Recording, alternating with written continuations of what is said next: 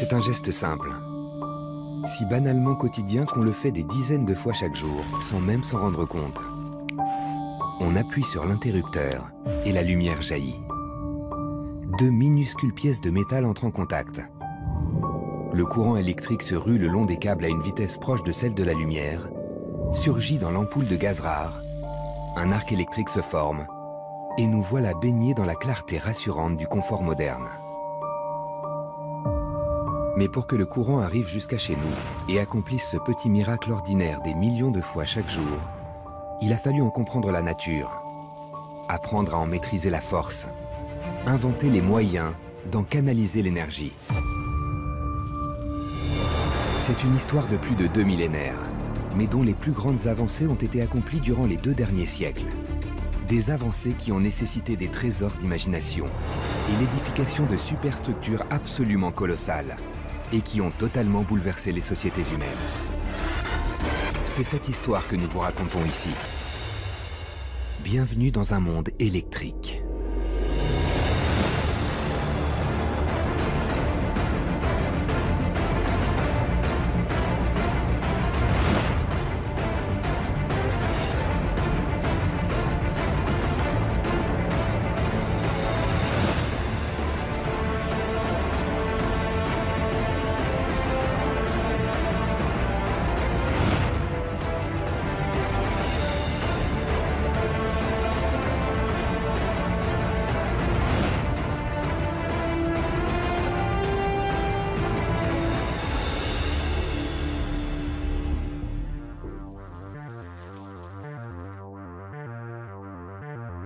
Regardez autour de vous. L'électricité est partout. Il ne se passe pas une minute dans une journée sans que vous ne l'utilisiez. Elle ou quelque chose qui n'existerait pas sans elle. Elle irrigue l'économie de nos sociétés comme un fluide vital. Elle est la source de notre civilisation, notre alpha et notre oméga. Notre énergie la plus courante, celle dont nous ne saurions pas nous passer. L'électricité est tellement présente autour de nous, tellement essentielle au fonctionnement de nos sociétés, que nous ne la voyons pas plus que l'air que nous respirons. Nous en consommons à l'échelle mondiale plus de 20 000 térawatts par heure, 2 fois plus qu'il y a seulement 30 ans. Pour la produire, nous avons construit des installations gigantesques, creusées au plus profond de la Terre pour trouver le combustible nécessaire à les faire fonctionner. Nous avons détourné des fleuves, apprivoisé la force du vent et la chaleur du soleil. Et pour la distribuer, nous avons créé de gigantesques réseaux de câbles et de lignes qui s'étendent sur toute la surface émergée du globe.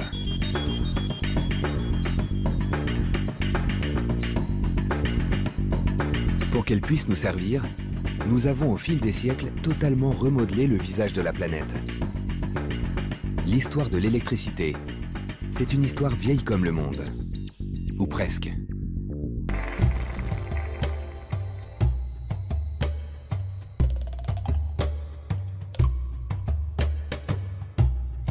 Tout a commencé là, quelque part dans la savane, à l'est du continent africain. Personne ne sait exactement quand cela s'est produit, ni précisément où. Mais ce jour-là, un hominien, déjà humain mais pas tout à fait homme, s'est approché de l'arbre en feu et a eu cette idée étrange de se saisir d'un brandon enflammé et de le conserver. Et le monde n'a plus jamais été le même.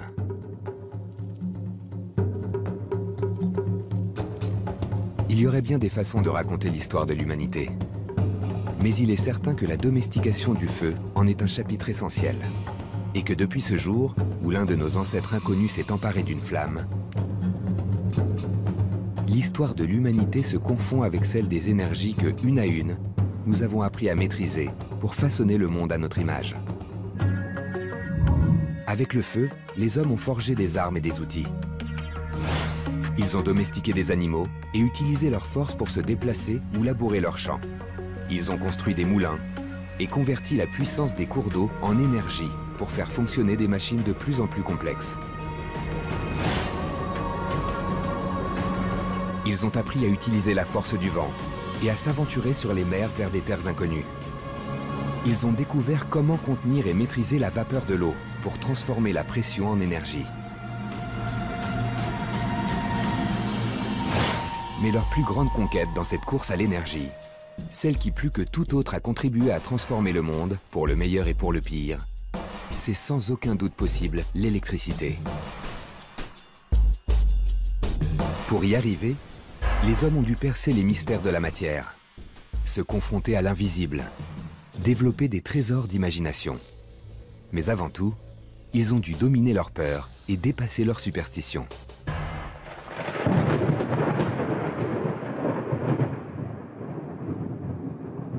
Le phénomène électrique le plus extraordinaire, le plus angoissant, c'est quand même la foudre. Et la foudre, c'est un phénomène que nous, on a pratiquement oublié, mais qui, pendant des siècles, était quelque chose de tout à fait effrayant et qui, donc, par définition, ne pouvait être que l'attribut d'un dieu. La foudre. La première et peut-être la plus spectaculaire manifestation du phénomène électrique à l'état de nature. Dans la mythologie des Grecs anciens, elle est l'apanage du roi des dieux, Zeus, l'arme dont il frappe ceux qui ont excité sa colère, dont la nature est forcément d'essence magique. Donc, dans l'Antiquité, c'était Zeus ou Jupiter, les divinités scandinaves, mais c'était tout, c'était de l'observation.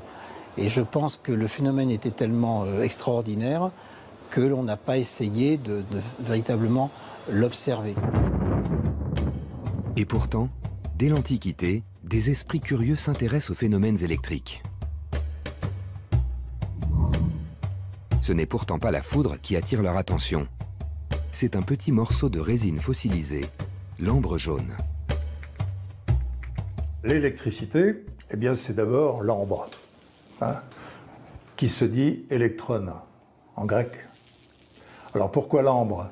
Parce que la mythologie lui attribue une valeur tout à fait particulière. C'est lié au culte du soleil. Ça peut être les rayons de soleil qui se pétrifient quand le soleil descend sous l'océan. On a là un morceau de soleil. Au VIe siècle avant notre ère, Thalès de Milet observe et décrit l'électricité statique, qui se manifeste en frottant un morceau d'ambre jaune sur une peau de mouton.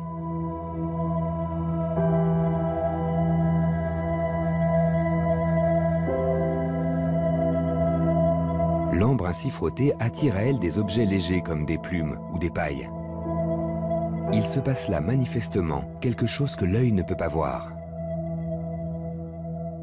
C'est Aristote qui rapporte les choses de la façon suivante. Il dit que Thalès pouvait donner la vie aux choses inanimées au moyen de l'ambre. Donc déjà là, on avait quelque chose de tout à fait mystérieux autour de cette ambre qui pouvait animer des objets. Il ne me semble pas juste de faire démarrer là l'histoire de l'électricité. Parce que même si c'est un phénomène sur lequel Thalès ou d'autres, Platon, se sont interrogés, comment ça s'explique, c'était un phénomène marginal. C'était une curiosité qui ne représentait pas du tout un domaine de questionnement.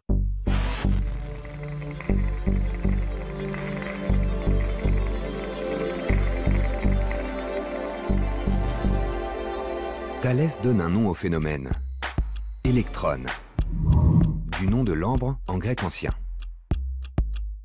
L'électricité est née, mais il faudra encore longtemps avant de trouver son utilisation et de pénétrer dans nos foyers. Et c'est un médecin anglais qui le premier va reprendre les expériences de Thalès, vieilles de plus d'un millénaire, William Guilbert. Guilbert, médecin personnel de la reine Élisabeth, se passionne pour les textes anciens et renouvelle l'expérience de Thalès avec tout ce qui lui tombe sous la main. L'ambre, le soufre, les pierres précieuses, qui semblent tous doués d'une même vertu d'attraction étrange. C'est seulement quand il a cherché à distinguer les propriétés des aimants qui n'ont pas besoin d'être frottés, qui restent toujours des aimants, puis la propriété de l'ambre, qu'il a trouvé que bien d'autres substances, quand elles étaient frottées, avaient cette propriété d'attirer des petits objets légers, paille, poussière. Il définit des corps qui ont tous une propriété d'attraction, donc c'est une propriété globale de la matière. C'est pas simplement une propriété qui est typique de quelques éléments. Et il nomme ça propriété électrique. Et il est le premier a utilisé le mot d'électricité pour définir la propriété de ces corps. Ces corps qui sont susceptibles, quand on les frotte, d'attirer des objets, il les appelle des corps électriques. Guilbert note que parmi ces corps électriques, les plus communs sont ceux qui donnent les résultats les plus spectaculaires, le verre et le soufre.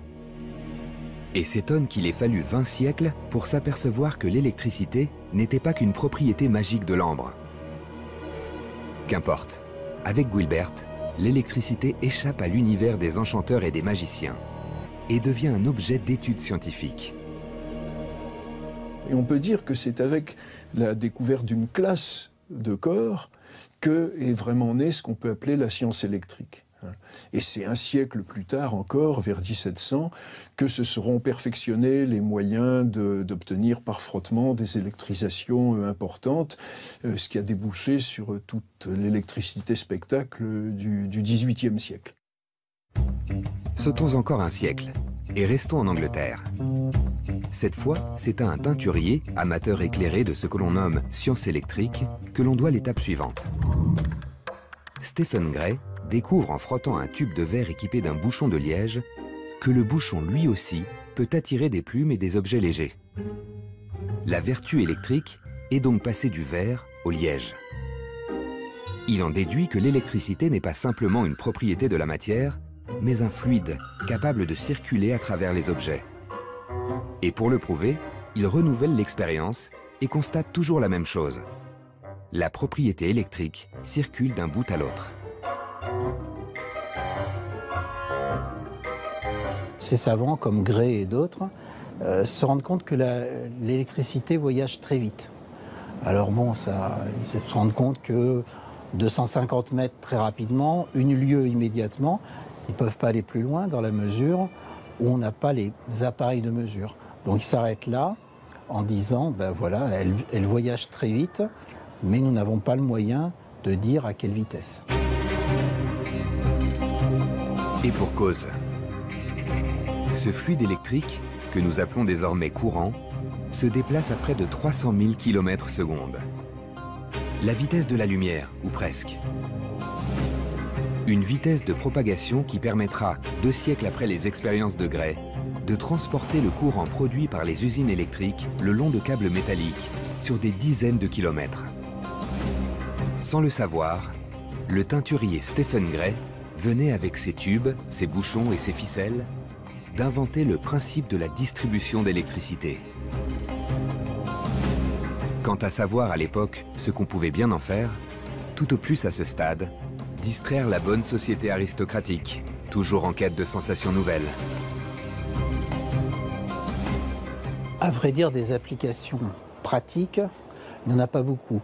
Mais il y a un goût pour l'expérience et finalement pour le montage expérimental. Mais pour pouvoir mener à bien ces expériences, il faut pouvoir générer à volonté le fluide électrique. La préoccupation première des savants de l'époque, c'est donc de mettre au point des machines électriques, des générateurs. Le seul générateur, ce sont en effet des machines qu'on appelle à influence, des machines électrostatiques, donc avec des plateaux que l'on tourne, ou des boules d'abord des boules que l'on tourne, mais on n'est pas encore véritablement dans la science, c'est-à-dire capable de donner des équations. On est dans l'observation, l'explication simple, on l'a, l'explication comme une loi scientifique, on ne l'a pas encore. Avec ces machines électrostatiques, pas question encore de produire du courant. Tout au plus peut-on obtenir une décharge, qui se manifeste par un magnifique éclair bleuté et un craquement sec, provoquant ravissement et stupéfaction parmi ceux qui l'observent. Et donc vous avez la bonne société anglaise, italienne, française, allemande, enfin bon, d'Europe occidentale, qui font des expériences qui sont avec des explosions, avec des mises à feu. C'est une vision, à mon avis, trop réductrice, parce que dès le début, on se pose des questions fondamentales sur qu'est-ce que c'est, pourquoi est-ce qu'il y a des corps qui conduisent, c'est ce que découvre Gray vers 1730, l'électricité et d'autres pas. Parmi ceux qui s'interrogent ainsi, l'abbé Jean-Antoine Nollet, nommé par Louis XV à la chaire de physique de l'Académie royale des sciences. Tout ce qu'il peut y avoir de spectaculaire est mis en œuvre par l'abbé Nollet. C'est vraiment, on l'appelle l'abbé électrisant. C'est vraiment lui qui a introduit, par exemple, l'électricité dans le domaine universitaire. Il a été nommé comme professeur de physique au Collège de Navarre, qui est à l'époque le plus prestigieux des collèges scientifiques parisiens. Donc c'est lui qui vulgarise, on peut dire, l'électricité. Nollet reproduit tous les appareils, toutes les expériences menées par les savants électriciens de son temps. Non seulement pour amuser la galerie, mais aussi pour étudier les phénomènes électriques. Quelle en est la nature? Quelles matières peuvent le produire? Peut-on charger en électricité des corps non électriques? On essaye de charger d'électricité toutes sortes de corps, et en particulier, on essaie de charger d'électricité des liquides. Même dans les soirées mondaines où on s'amuse, on essaye de charger d'électricité le vin de Bordeaux pour voir s'il change de qualité, par exemple. Et puis, un jour, on a la nouvelle d'une expérience qui a été faite à Leyde par Muschenbroek, scientifique, professeur de physique des Pays-Bas. C'est la méthode classique, il y a une grosse boule qui tourne, il y a un conducteur au-dessus, c'est souvent un canon de fusil, il y a un conducteur qui descend dans le verre, et puis on espère comme ça charger d'électricité l'eau d'hiver. Puis à un moment donné, il veut enlever le conducteur qui plonge dans le verre, et à ce moment-là, il se reçoit une secousse extraordinaire. Muschenbroek, qui refait l'expérience après, envoie à ses correspondants qu'il a dans l'Europe entière. J'ai cru que c'en était fait de moi et je ne vous conseille pas de réessayer l'expérience. C'est quelque chose d'excessivement dangereux. Alors évidemment, ce qui se passe immédiatement, tous ces correspondants la font.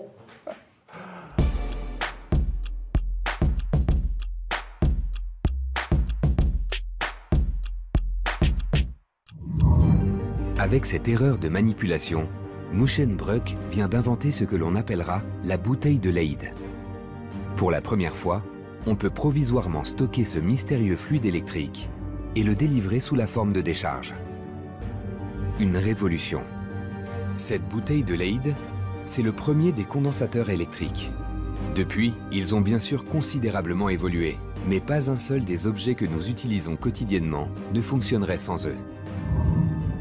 Pas d'électronique, pas d'informatique sans ces précieux condensateurs. Mais en 1745, hormis pour délivrer des décharges à des malades atteints de paralysie ou de mélancolie, le mot de l'époque pour désigner un certain nombre d'affections psychiatriques, la bouteille de Leyde n'a semble-t-il aucune application utile. Sauf peut-être pour l'abbé Nollet. Nollet, qui est un spécialiste du spectacle, il organise immédiatement des spectacles. Il est bien en cours, il obtient qu'un régiment de garde française s'aligne, on charge une bouteille de Leyde, au bout de la chaîne, un des militaires tient le flacon, une chaîne qui se referme sans doute. À l'autre bout, eh bien, on dit aux militaires qui est à l'autre bout de prendre le conducteur qui est à l'intérieur, et tous les gardes françaises sautent en l'air tous en même temps. Ça donne d'extraordinaires spectacles, non, c'est déjà pas mal. Il se trouve que ça peut aussi servir, là aussi, à réfléchir sur la nature de ce mystérieux fluide électrique, comme on disait souvent. Et en particulier, Le Monnier, à partir de la décharge électrique à travers une chaîne humaine, essaye d'évaluer la vitesse de propagation de cette vertu électrique. Et il s'aperçoit que c'est tellement rapide que c'est certainement plus rapide que le son et qu'on n'a pas les moyens de pouvoir en dire plus. Lorsqu'il n'électrocute pas les gardes du roi, Nollet élabore des théories quant à la nature du fluide électrique. Son hypothèse, l'électricité est une matière physique, bien qu'invisible. La preuve, lorsque l'on utilise une machine électrostatique pour produire ces arcs de feu qui impressionnent tant les courtisans, il se dégage une odeur particulière. Et seules les matières physiques peuvent avoir une odeur, c'est bien connu. Il observe que selon la matière que l'on utilise pour produire de l'électricité statique, les objets chargés s'attirent ou se repoussent. Il y aurait donc deux fluides électriques différents, incompatibles, qu'il baptise affluent et effluent. Mais Nollet, comme ceux qui l'ont précédé, ne s'intéresse qu'à l'électricité statique, celle que l'on obtient par frottement, et ne constitue pas une source d'énergie suffisante pour être autre chose qu'un sujet d'étude ou de curiosité. Il faudra attendre pour cela que la science soit capable d'explorer l'infiniment petit. Les principes de l'électrostatique permettront alors d'expliquer des phénomènes biologiques se déroulant à l'échelle moléculaire ou de fabriquer des nanomoteurs. Mais en attendant, les travaux de Nollet lui valent une renommée mondiale.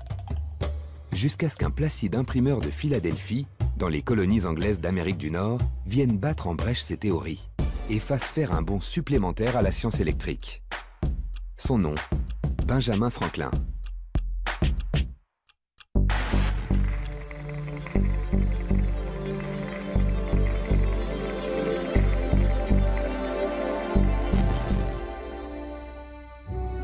Franklin est un touche-à-tout, tour à tour écrivain, journaliste, philosophe, naturaliste et physicien. C'est un inventeur prolifique et dispersé. On lui doit les lunettes à double foyer, le poêle à bois, une cartographie complète du Gulf Stream et un étonnant instrument de musique, le glass harmonica. Mais son invention la plus célèbre reste le paratonnerre.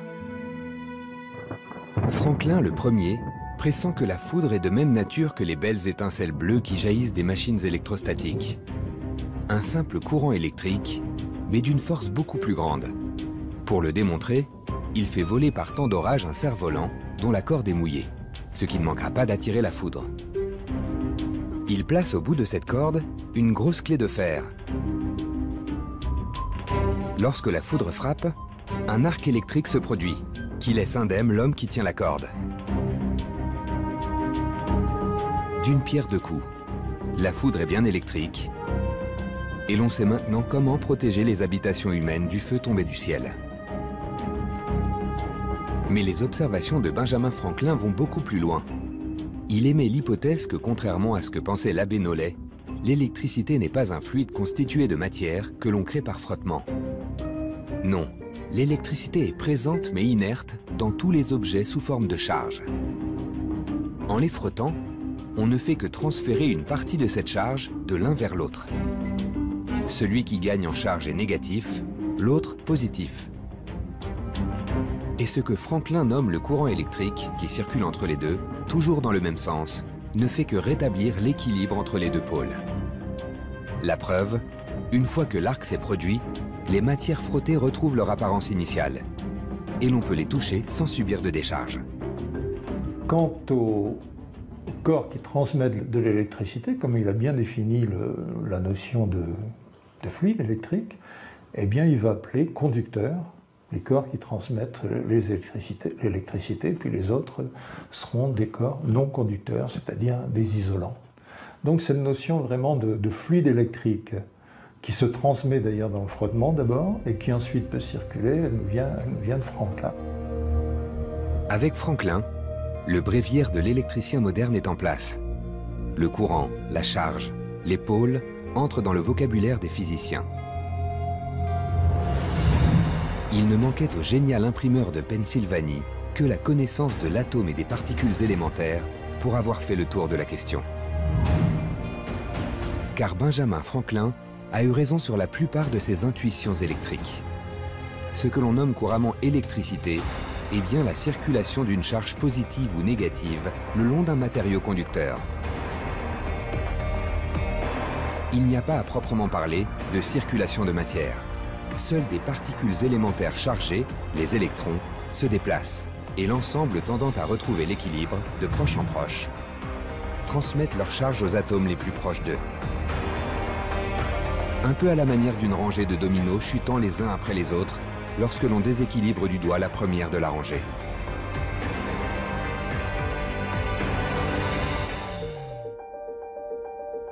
Restait encore, après Franklin, à trouver à ce courant électrique son utilité. Or, il l'avait écrit. L'électricité existe à l'état inerte dans tous les corps physiques. Et si le courant électrique était le secret de la vie? It's alive! It's alive! It's alive! It's alive! À partir de 1780, la plus grande partie des publications sur l'électricité concernent l'électricité médicale. C'est-à-dire que puisqu'on arrive à faire se contracter les muscles de gens par la décharge électrique, eh bien, pourquoi est-ce que cette décharge ne guérirait pas d'un paralytique, par exemple ?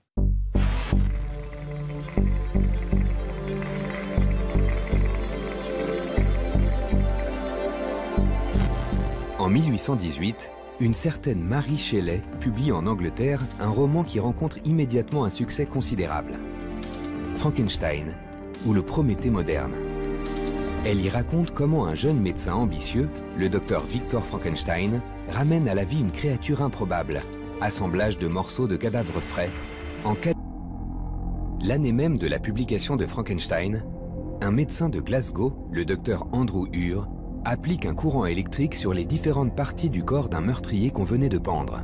Il constate qu'un lent mouvement respiratoire anime alors la cage thoracique du cadavre, que ses poings se serrent et s'ouvrent convulsivement, et que les doigts se meuvent avec prestesse comme sur le manche d'un violon.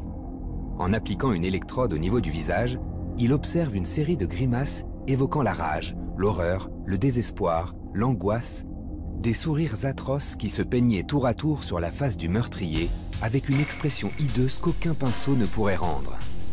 Expérience morbide, sans intérêt scientifique pourrait-on penser. Et l'on aurait tort.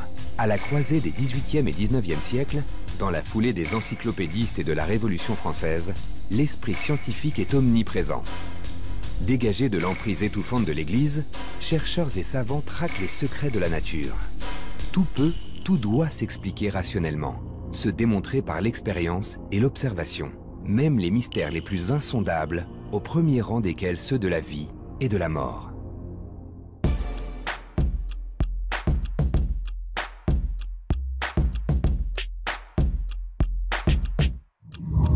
Dans les années 1770, un médecin italien, Luigi Galvani, observe que lorsqu'il relie une machine électrostatique au corps d'une grenouille morte, les pattes se mettent à bouger frénétiquement. Il se trouve aussi qu'un jour, la cuisse de grenouille touche le fer d'un balcon, alors qu'est planté dans le nerf le fil de cuivre par lequel il suspendait ses cuisses de grenouille. Enfin, je simplifie un peu, mais c'est quelque chose comme ça. Et voilà qu'à ce moment-là, contraction, alors qu'il n'y a apparemment pas d'électricité dans l'air. Alors, il rentre de nouveau dans son cabinet, pour ne pas faire ça à l'extérieur, il multiplie les expériences, et il s'aperçoit que chaque fois qu'un métal touche le muscle, et un autre métal, le nerf, et si on rejoint les extrémités de ces deux métaux, faisant ce qu'on a appelé ensuite l'arc galvanique, à ce moment-là, on obtient de magnifiques contractions. Il renouvelle l'expérience des années durant, multipliant les variantes, et arrive à cette conclusion révolutionnaire. Ce qui anime les corps vivants, c'est l'électricité que produit leur cerveau. L'état de mort ne serait ni plus ni moins qu'une coupure de courant. Galvani pense que... Mais bon, il met beaucoup de précautions dans ses hypothèses. Disons, c'est ce qu'il appelle une conjecture. Il pense que c'est l'animal qui sécrète l'électricité et que l'arc métallique ne fait que permettre à cette électricité de se décharger. Comme l'électricité des bouteilles de LED, il fallait effectivement fermer un circuit extérieur pour qu'elle se décharge. Donc ça lui semble aller en faveur de l'électricité animale, même s'il s'est rendu compte que ça ne marchait vraiment bien que si les deux métaux étaient différents. D'où un fantasme nouveau, une obsession qui va hanter scientifiques et médecins durant des décennies. Si l'électricité c'est la vie, alors en appliquant un courant électrique suffisamment puissant sur un cadavre, on doit pouvoir le ressusciter. Galvani émet l'hypothèse d'une électricité animale, autogénérée, et source de tout mouvement dans l'univers du vivant.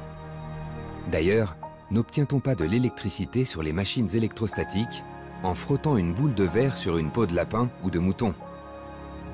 Du coup, la médecine s'empare du sujet, et l'on voit se multiplier les électrothérapeutes, qui tentent, à coup de décharge, de soigner les paralysies ou les affections neurologiques, avec des résultats plus ou moins convaincants. L'électricité animale serait-elle un leurre? Pas complètement. Plus d'un siècle après Galvani, d'autres chercheurs démontreront l'importance des échanges électriques dans le fonctionnement du corps. Et la science médicale saura au fil des ans suivre les évolutions de la technologie pour trouver à l'électricité des applications aujourd'hui indispensables. Et si au début du XXIe siècle, on ne sait toujours pas ranimer les morts, on sait désormais en revanche ramener à la vie des personnes dont le cœur s'est arrêté en leur administrant un choc électrique.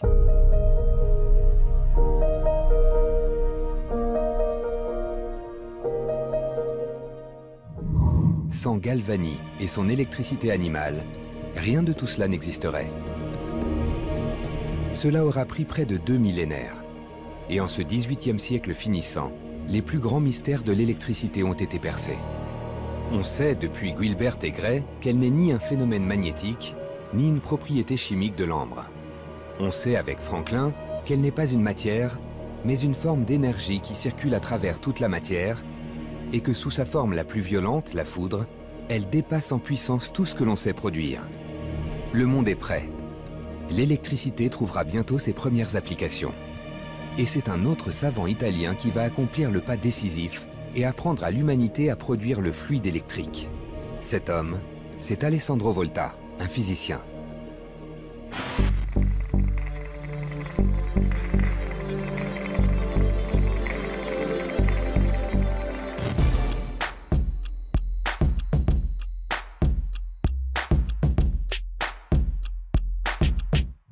Volta, qui se passionne pour ça dès qu'il en a vent, et qui, dans un premier temps d'ailleurs, se laisse séduire par l'hypothèse de l'électricité animale, au bout d'un moment et d'un certain nombre d'expériences, dit non, non, ce qui compte, c'est la différence des deux métaux.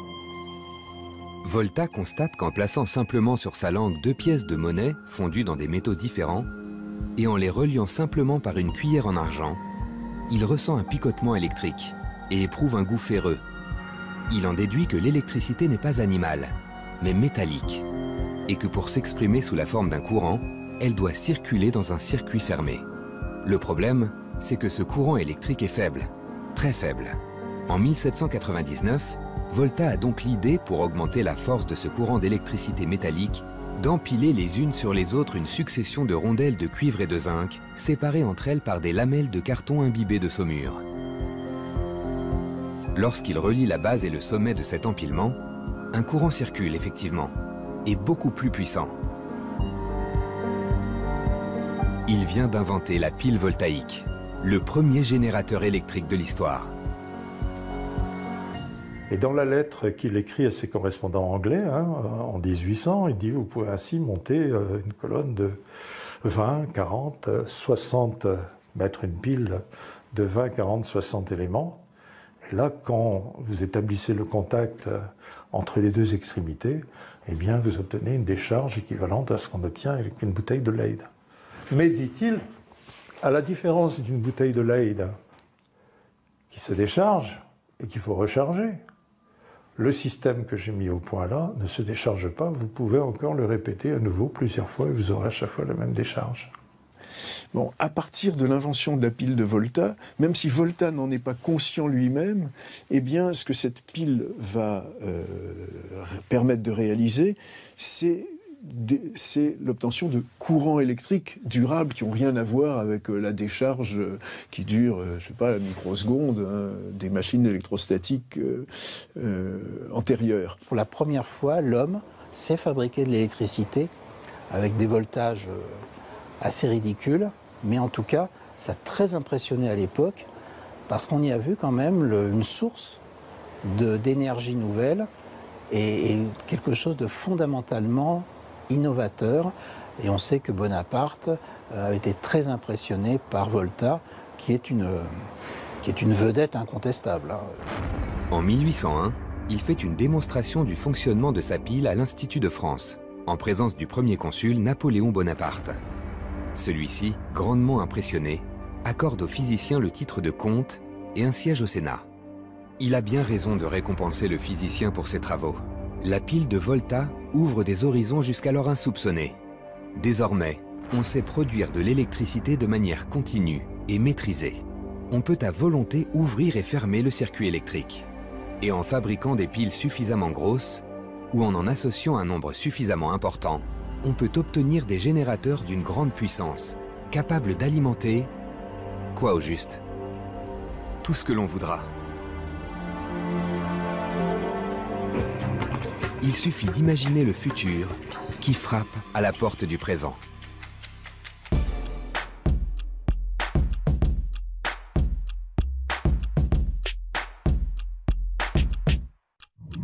Ce qui manque aux savants électriciens de l'époque, c'est une notion toute simple, et pour nous évidente. Celle du courant électrique. Pour Volta, comme avant lui pour l'abbé Nollet ou Galvani, l'électricité est encore un fluide mystérieux, invisible, et se déplaçant rapidement. Certes, on sait depuis toujours qu'il y a des similitudes entre le magnétisme des pierres d'aimant et ce fluide mystérieux. Mais l'on se refuse à considérer que ces deux phénomènes soient liés au-delà de ces similitudes. Imaginer que magnétisme et électricité puissent être régis par des lois communes apparaît à l'époque aussi saugrenu que d'affirmer que si la Terre tourne, c'est grâce à l'électricité. Jusqu'à ce qu'en 1820, un physicien danois, Hans Christian Ørsted, constate que lorsqu'il place une boussole au-dessus d'un fil métallique alimenté par une pile de Volta, l'aiguille aimantée s'affole. L'électricité serait-elle magnétique? Ou au contraire, le magnétisme serait-il électrique? Alors c'est Ampère qui résout cette question-là en disant que ce qui se passe, c'est que l'électricité en mouvement, ce qu'il appellera l'électrodynamique, fait apparaître des propriétés nouvelles que n'avait pas l'électricité, qu'on appellera du coup l'électricité statique, hein, et ce sont en fait les courants qui ont des effets magnétiques. D'une pierre deux coups. Ampère vient de découvrir le courant électrique et d'en finir avec le fluide mystérieux des siècles précédents. Et il vient aussi de fonder les bases d'une nouvelle théorie, l'électrodynamique. Ces travaux offrent des perspectives infinies, dont l'industrie naissante ne tardera pas à s'emparer.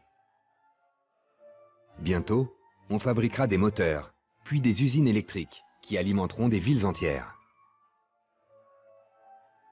Mais la première application de ces travaux est déjà une révolution, le télégraphe.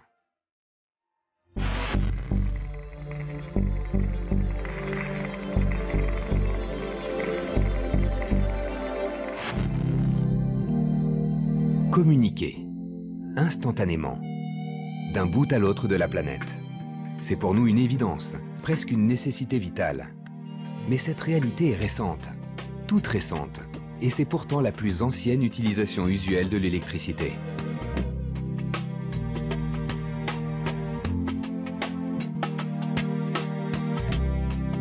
On se souvient que lorsque les armées grecques eurent vaincu les Perses à Marathon, en 490 avant notre ère, ils n'eurent d'autre choix pour porter l'annonce de la victoire à Athènes que de dépêcher un messager qui parcourut en courant les 42 km jusqu'à la ville et s'effondra mort en arrivant. Des millénaires durant, les messages furent ainsi portés à force d'hommes ou de chevaux, n'atteignant leur destinataire que si le messager survivait à la course. Au milieu du XVIIe siècle, apparurent les premiers télégraphes. Des signaux optiques disposés en hauteur sur des poteaux, retransmis de proche en proche par des observateurs équipés de longue vue, à une vitesse bien supérieure à celle d'un cheval au galop. En 1792, Lazare Carnot put ainsi annoncer à la tribune de la Convention que les armées républicaines avaient vaincu les troupes autrichiennes à plus de 300 km de là, une poignée d'heures seulement après la victoire. Mais pour être efficace, le télégraphe optique souffre néanmoins de sérieux handicaps. D'abord, il ne fonctionne que de jour, et lorsque le temps est brumeux ou trop pluvieux, il s'interrompt. Et si l'un des observateurs n'est pas à son poste, la transmission est perdue. Mais avec la pile de Volta, les choses changent, et l'idée germe d'un télégraphe électrique. C'est le physicien André-Marie Ampère qui, le premier, pose le principe du télégraphe électrique dès 1820. Il imagine une sorte de machine à écrire avec un clavier de piano, relié à une pile, d'où partiraient autant de fils de cuivre qu'il y a de lettres dans l'alphabet. La France, disposant à l'époque d'un réseau très important de télégraphes optiques, ne verra pas immédiatement l'intérêt de développer le télégraphe électrique. Beaucoup de gens disent Ampère a inventé le télégraphe, il a inventé le moteur électrique. À mon avis, ce n'est pas le cas.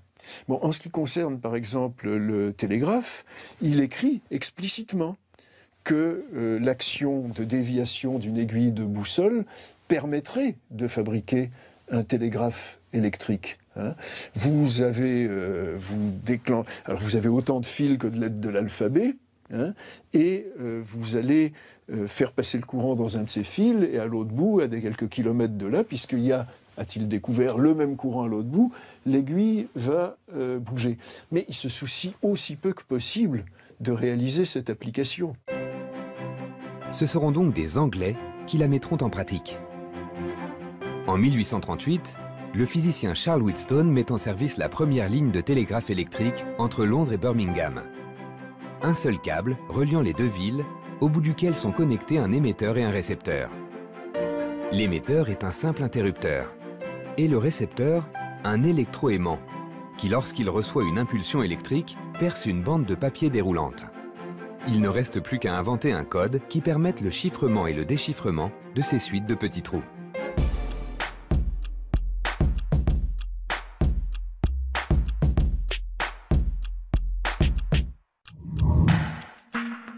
Ce sera chose faite 2 ans plus tard. L'Américain Samuel Morse améliore le système Wheatstone en lui adjoignant un alphabet fait de points et de traits, facilement utilisable par n'importe quel télégraphiste.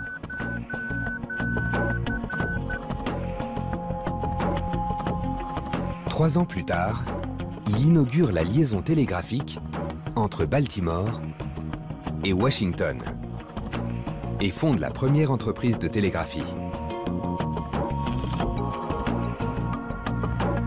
En 1851, le premier câble télégraphique international est posé entre Douvres et Calais. Encore 15 ans, et l'on pourra télégraphier d'Angleterre en Amérique par-delà l'océan. Ça veut dire que là, ils ont mis tous les moyens derrière, hein, parce que, en fait, pour réussir à faire passer un câble, il faut beaucoup de technique. Hein. Et alors là, les premiers messages qui transitent sont des messages économiques. Hein, c'est de bourse en bourse, quoi. C'est tout de suite. Là, on a mis de l'argent pour construire ce câble. On va le récupérer vite fait après. Avec le télégraphe électrique, le monde bascule dans la modernité. La notion de réseau apparaît pour la première fois. Et le maillage des lignes télégraphiques préfigure ce que sera bientôt celui des lignes à haute tension. À la Bourse de Paris, que décrit admirablement Émile Zola dans L'Argent, les spéculateurs gardent l'œil rivé sur les terminaux des télégraphes, qui délivrent en continu les nouvelles, bonnes ou mauvaises, qui font danser au cours des actions la danse de Saint-Guy. Et déjà, les lignes de chemin de fer suivent les poteaux télégraphiques, gage de sécurité en cas d'accident ou de panne. Et avec l'argent de ces spéculateurs, les industries se déploient à travers tout le territoire, reliées entre elles par le fil magique de la télégraphie. Le temps rétrécit, les distances s'amenuisent. Il ne manque presque plus rien pour que ce monde de la fin du 19e siècle ressemble tout à fait au nôtre. Un filament, une ampoule, la lumière. En 1881, Paris accueille la première exposition internationale de l'électricité. Un événement mondial qui célèbre la modernité scientifique et sa déesse souveraine, la fée électricité. Près d'1 million de spectateurs s'y succèdent pour découvrir les merveilles qui demain bouleverseront leur vie. Le chauffage électrique, la cuisinière électrique, le moteur électrique et surtout les 2 vedettes incontestées du salon, le téléphone de Bell et la lampe à incandescence d'Edison.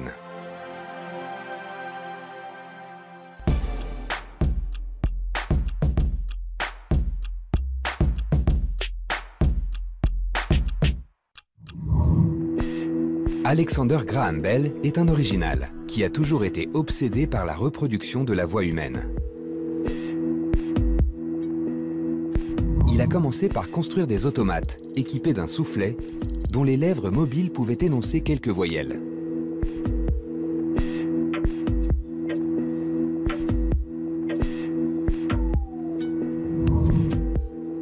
Il a ensuite appris à parler à son chien. En manipulant la gorge et la gueule de celui-ci, il était parvenu à lui faire dire très approximativement « How are you, grandma ?» Comment allez-vous, grand-mère? Aussi farfelues que puissent sembler ces expériences, elles déboucheront en 1876 sur un brevet très concret, celui du téléphone, dont le principe consiste à utiliser les vibrations de la voix pour générer une impulsion électrique, recodée en son à l'autre bout du fil par un écouteur.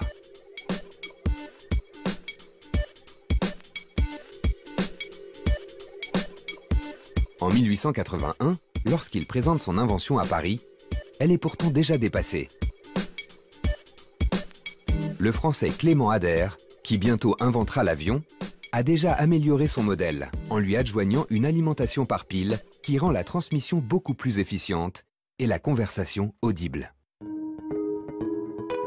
Mais même si l'invention est spectaculaire et séduit les foules, le téléphone de Bell n'est après tout qu'une amélioration du télégraphe électrique, adaptable sur les mêmes réseaux. L'irruption de Bell dans l'histoire de l'électricité n'a pourtant rien d'anodin. Avant lui, philosophes, savants et scientifiques ont cherché à comprendre et maîtriser l'électricité. Bell est l'un des premiers à ne s'intéresser qu'à ses applications. Il inaugure le règne des inventeurs. Il avait fallu 2 millénaires pour passer de l'ambre frotté à la pile de Volta. Il aura suffi de quelques décennies pour passer de la pile à la révolution technologique qui s'annonce en 1881. Une révolution dont le chef de file est un inventeur américain, Thomas Alva Edison.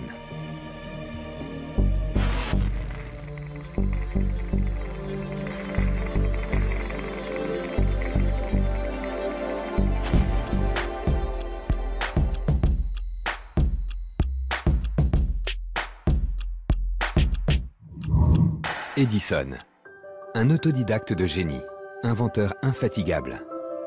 Cet ancien télégraphiste de la Western Union améliore toutes les machines qui lui passent entre les mains et multiplie les brevets. En 1866, il invente un décodeur de Morse automatique, puis la transmission multiplexée, dans les deux sens à la fois sur un même câble, de messages télégraphiques. En 1876, il fait breveter le téléphone, sans savoir que Bell l'a devancé de quelques jours. Qu'à cela ne tienne, l'année suivante, il fait breveter un micro au carbone qui augmente de façon spectaculaire la puissance de la machine de Bell. Encore un an, et il a inventé le phonographe, premier appareil capable d'enregistrer les sons et de les restituer.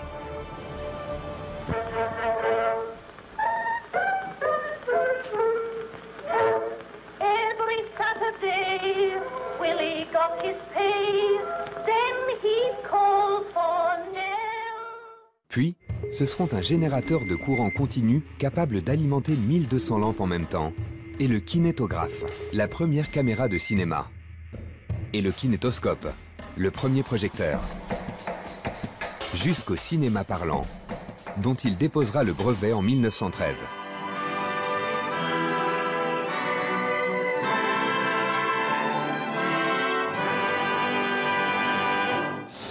Mais sa plus grande invention, c'est la lampe à incandescence, l'ampoule électrique moderne.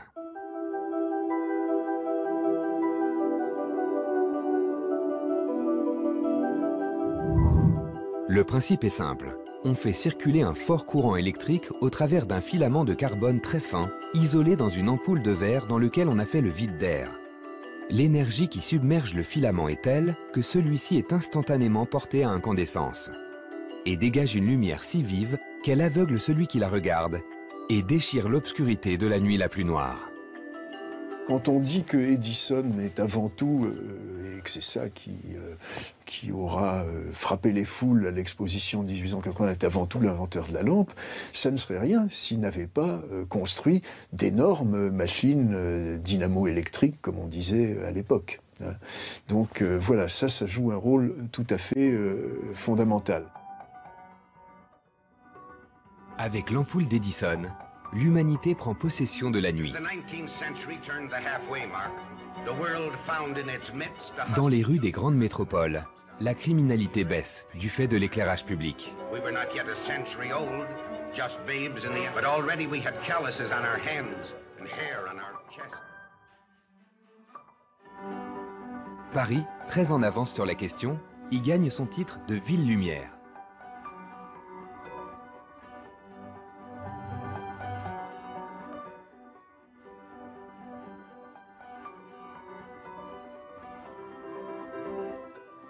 La lumière éclaire la crasse. L'hygiène publique fait un bond en avant et les maladies reculent.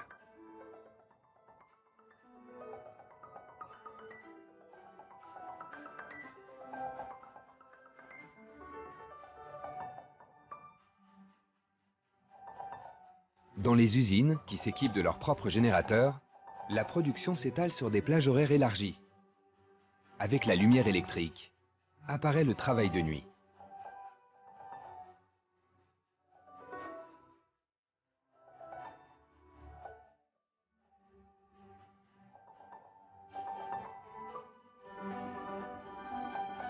Après Edison, tout est prêt.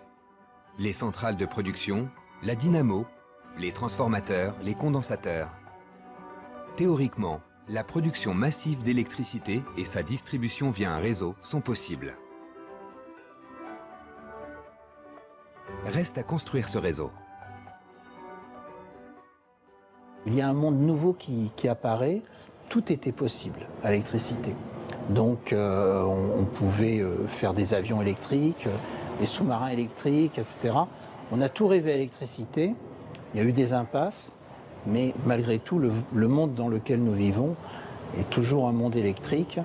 Et c'est d'une banalité de dire que sans l'électricité, rien n'est possible.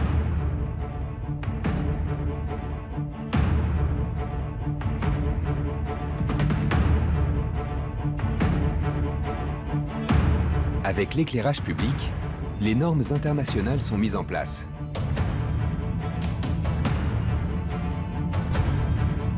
Bientôt, le tramway et le métro électrique s'installeront dans les grandes métropoles.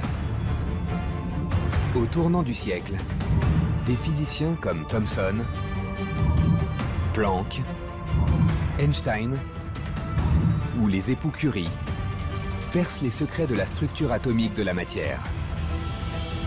La fée électricité n'a désormais plus rien de magique. C'est le temps en effet des ingénieurs, c'est le temps des bâtisseurs de réseaux. On construit des réseaux, on construit l'électricité pour tout le monde, depuis l'usine jusqu'au particulier. Et donc finalement, c'est vrai que c'est plutôt le temps des entreprises que des inventeurs. Que de chemin parcouru, depuis que Thalès de Millet observait avec curiosité sa pierre d'ambre attirant une plume. La science, pourtant, est encore loin d'avoir tout dit sur l'électricité et les phénomènes électriques. Mais elle en a déjà suffisamment dit pour que le siècle qui s'ouvre voie les inventeurs, les ingénieurs, les industriels prendre le pas sur les mathématiciens, les physiciens ou les chimistes. Désormais, le développement de la technologie prime sur la recherche fondamentale. Il ne s'agit plus de savoir, mais de savoir-faire.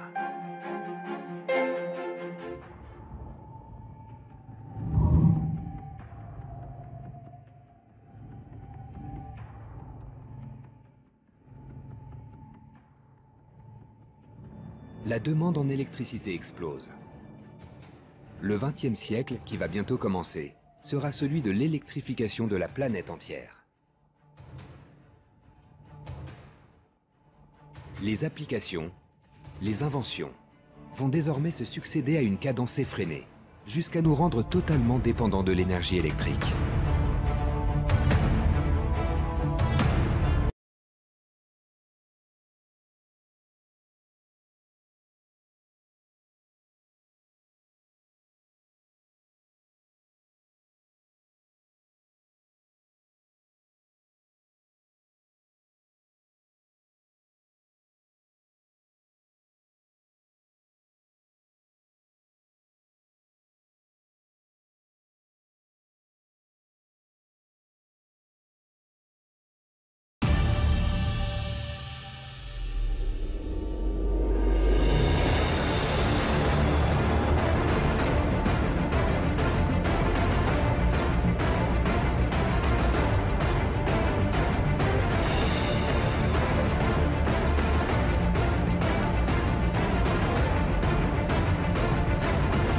reliés à une pile, d'où partiraient autant de fils de cuivre qu'il y a de lettres dans l'alphabet. La France, disposant à l'époque d'un réseau très important de télégraphes optiques, ne verra pas immédiatement l'intérêt de développer le télégraphe électrique.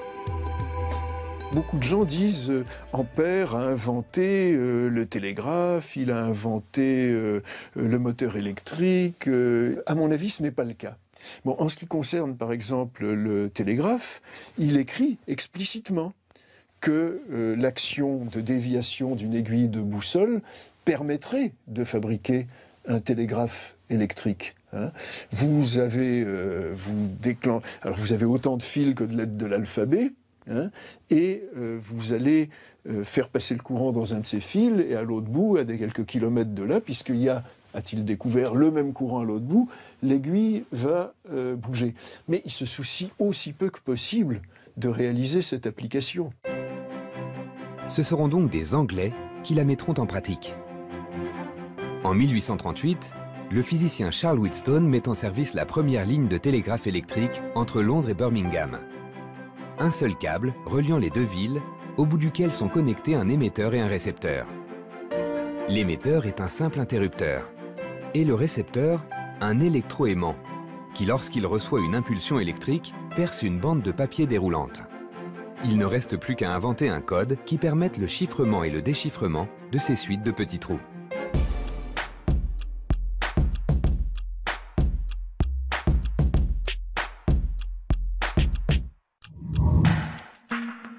Ce sera chose faite 2 ans plus tard.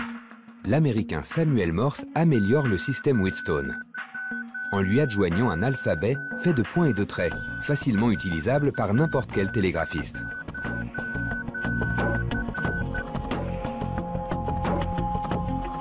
Trois ans plus tard, il inaugure la liaison télégraphique entre Baltimore et Washington et fonde la première entreprise de télégraphie.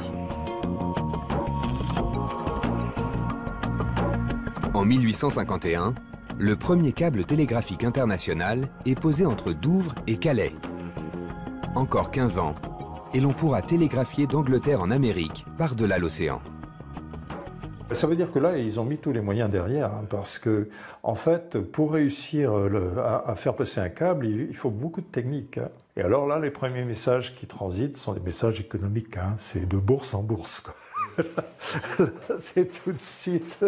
Là, on a mis de l'argent pour construire ce câble. On va le récupérer vite fait après. Avec le télégraphe électrique, le monde bascule dans la modernité. La notion de réseau apparaît pour la première fois. Et le maillage des lignes télégraphiques préfigure ce que sera bientôt celui des lignes à haute tension. À la Bourse de Paris, que décrit admirablement Émile Zola dans L'Argent, les spéculateurs gardent l'œil rivé sur les terminaux des télégraphes, qui délivrent en continu les nouvelles, bonnes ou mauvaises, qui font danser au cours des actions la danse de Saint-Guy. Et déjà, les lignes de chemin de fer suivent les poteaux télégraphiques, gage de sécurité en cas d'accident ou de panne. Et avec l'argent de ces spéculateurs, les industries se déploient à travers tout le territoire, reliées entre elles par le fil magique de la télégraphie. Le temps rétrécit, les distances s'amenuisent. Il ne manque presque plus rien pour que ce monde de la fin du 19e siècle ressemble tout à fait au nôtre. Un filament, une ampoule, la lumière. En 1881, Paris accueille la première exposition internationale de l'électricité. Un événement mondial qui célèbre la modernité scientifique et sa déesse souveraine, la fée électricité. Près d'1 million de spectateurs s'y succèdent pour découvrir les merveilles qui demain bouleverseront leur vie. Le chauffage électrique, la cuisinière électrique, le moteur électrique et surtout les 2 vedettes incontestées du salon, le téléphone de Bell et la lampe à incandescence d'Edison.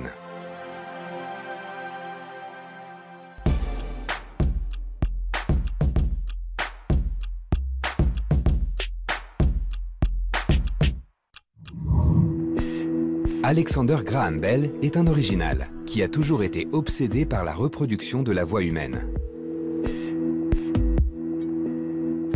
Il a commencé par construire des automates équipés d'un soufflet dont les lèvres mobiles pouvaient énoncer quelques voyelles.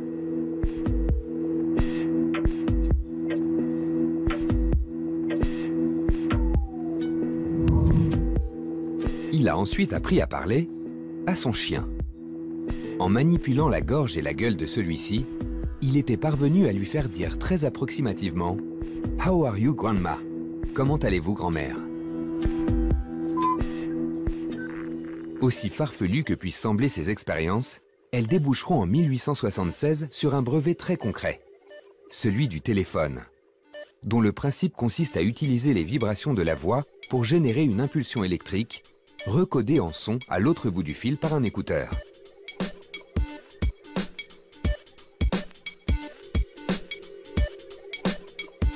En 1881, lorsqu'il présente son invention à Paris, elle est pourtant déjà dépassée. Le Français Clément Ader, qui bientôt inventera l'avion, a déjà amélioré son modèle en lui adjoignant une alimentation par pile qui rend la transmission beaucoup plus efficiente et la conversation audible. Mais même si l'invention est spectaculaire et séduit les foules, le téléphone de Bell n'est après tout qu'une amélioration du télégraphe électrique, adaptable sur les mêmes réseaux. L'irruption de Bell dans l'histoire de l'électricité n'a pourtant rien d'anodin. Avant lui, philosophes, savants et scientifiques ont cherché à comprendre et maîtriser l'électricité. Bell est l'un des premiers à ne s'intéresser qu'à ses applications. Il inaugure le règne des inventeurs. Il avait fallu 2 millénaires pour passer de l'ambre frotté à la pile de Volta. Il aura suffi de quelques décennies pour passer de la pile à la révolution technologique qui s'annonce en 1881. Une révolution dont le chef de file est un inventeur américain, Thomas Alva Edison.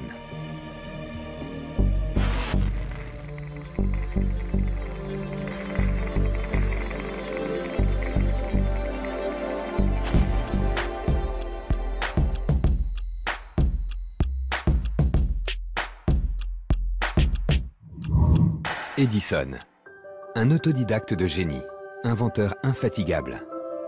Cet ancien télégraphiste de la Western Union améliore toutes les machines qui lui passent entre les mains et multiplie les brevets. En 1866, il invente un décodeur de Morse automatique, puis la transmission multiplexée, dans les deux sens à la fois sur un même câble, de messages télégraphiques. En 1876, il fait breveter le téléphone, sans savoir que Bell l'a devancé de quelques jours. Qu'à cela ne tienne, l'année suivante, il fait breveter un micro au carbone qui augmente de façon spectaculaire la puissance de la machine de Bell. Encore un an, et il a inventé le phonographe, premier appareil capable d'enregistrer les sons et de les restituer.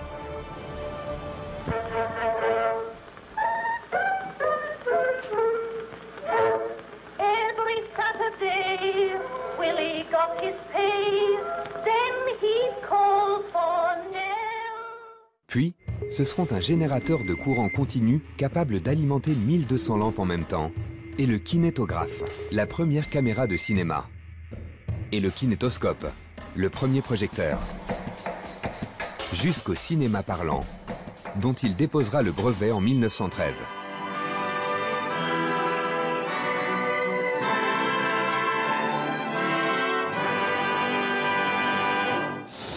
Mais sa plus grande invention, c'est la lampe à incandescence, l'ampoule électrique moderne.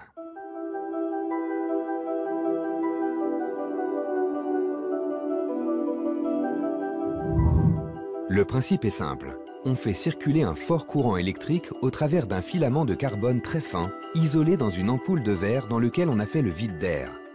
L'énergie qui submerge le filament est telle que celui-ci est instantanément porté à incandescence et dégage une lumière si vive qu'elle aveugle celui qui la regarde et déchire l'obscurité de la nuit la plus noire. Quand on dit que Edison est avant tout, et que c'est ça qui aura frappé les foules à l'exposition de 1880, est avant tout l'inventeur de la lampe, ça ne serait rien s'il n'avait pas construit d'énormes machines dynamo-électriques, comme on disait à l'époque. Donc voilà, ça... Plus d'un siècle après Galvani, d'autres chercheurs démontreront l'importance des échanges électriques dans le fonctionnement du corps. Et la science médicale saura au fil des ans suivre les évolutions de la technologie pour trouver à l'électricité des applications aujourd'hui indispensables. Et si au début du XXIe siècle, on ne sait toujours pas ranimer les morts, on sait désormais en revanche ramener à la vie des personnes dont le cœur s'est arrêté en leur administrant un choc électrique.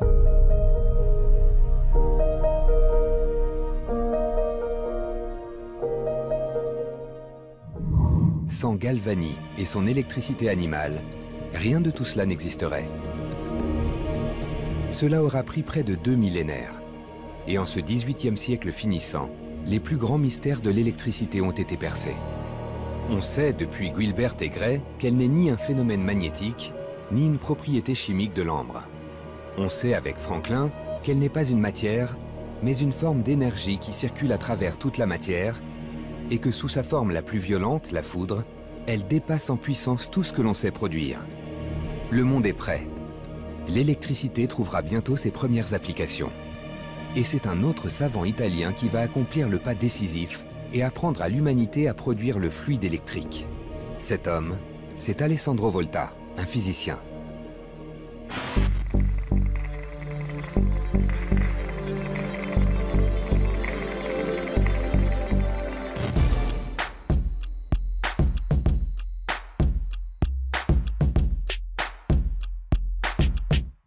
Volta, qui se passionne pour ça dès qu'il en a 20, et qui, dans un premier temps d'ailleurs, se laisse séduire par l'hypothèse de l'électricité animale, au bout d'un moment et d'un certain nombre d'expériences, dit non, non, ce qui compte, c'est la différence des deux métaux.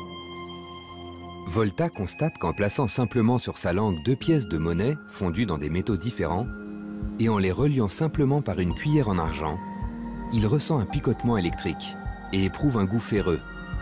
Il en déduit que l'électricité n'est pas animale, mais métallique, et que pour s'exprimer sous la forme d'un courant, elle doit circuler dans un circuit fermé.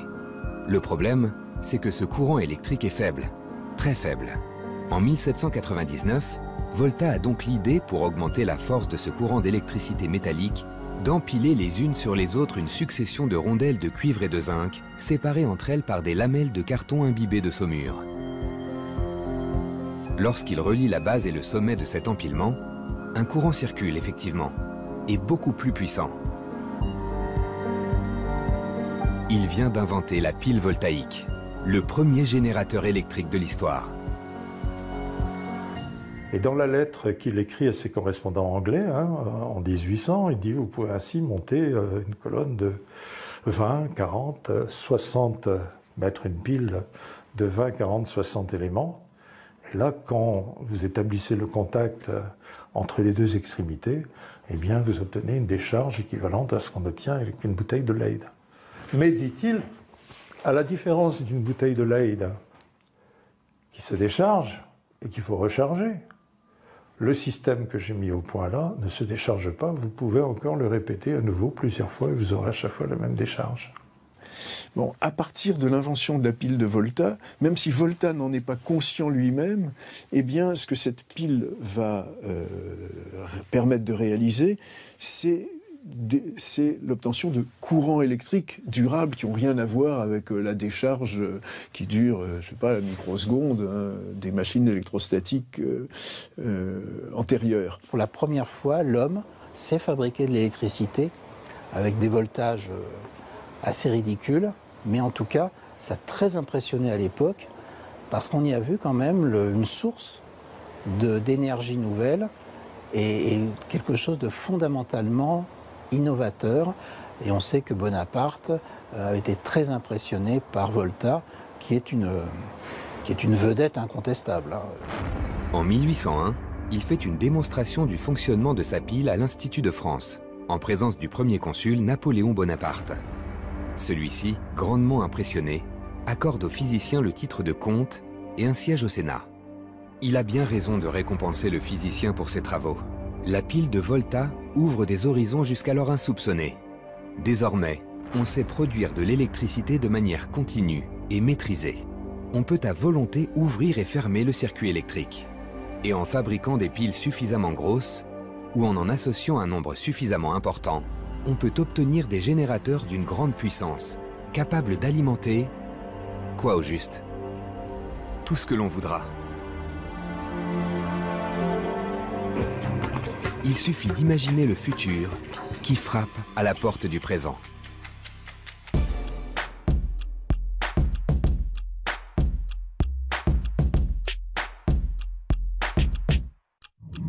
Ce qui manque aux savants électriciens de l'époque, c'est une notion toute simple, et pour nous évidente.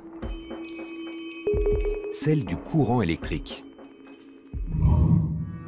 Pour Volta, comme avant lui pour l'abbé Nollet ou Galvani, l'électricité est encore un fluide mystérieux, invisible, et se déplaçant rapidement.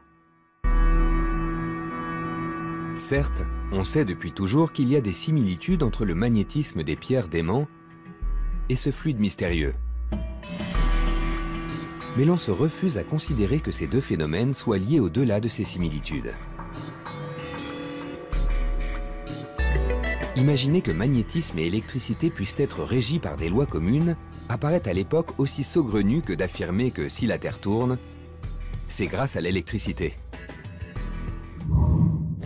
Jusqu'à ce qu'en 1820, un physicien danois, Hans Christian Ørsted, constate que lorsqu'il place une boussole au-dessus d'un fil métallique alimenté par une pile de Volta, l'aiguille aimantée s'affole. L'électricité serait-elle magnétique? Ou au contraire, le magnétisme serait-il électrique? Alors c'est Ampère qui résout cette question-là en disant que ce qui se passe, c'est que l'électricité en mouvement, ce qu'il appellera l'électrodynamique, fait apparaître des propriétés nouvelles que n'avait pas l'électricité, qu'on appellera du coup l'électricité statique, hein, et ce sont en fait les courants qui ont des effets magnétiques. D'une pierre deux coups. Ampère vient de découvrir le courant électrique et d'en finir avec le fluide mystérieux des siècles précédents.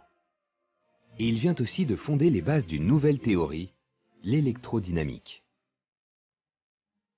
Ces travaux offrent des perspectives infinies, dont l'industrie naissante ne tardera pas à s'emparer.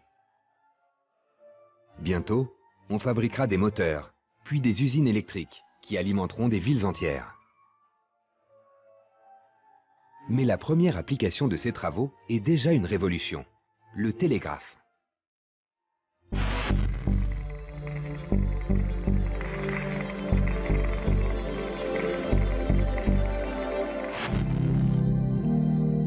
Communiquer, instantanément, d'un bout à l'autre de la planète. C'est pour nous une évidence, presque une nécessité vitale. Mais cette réalité est récente, toute récente, et c'est pourtant la plus ancienne utilisation usuelle de l'électricité.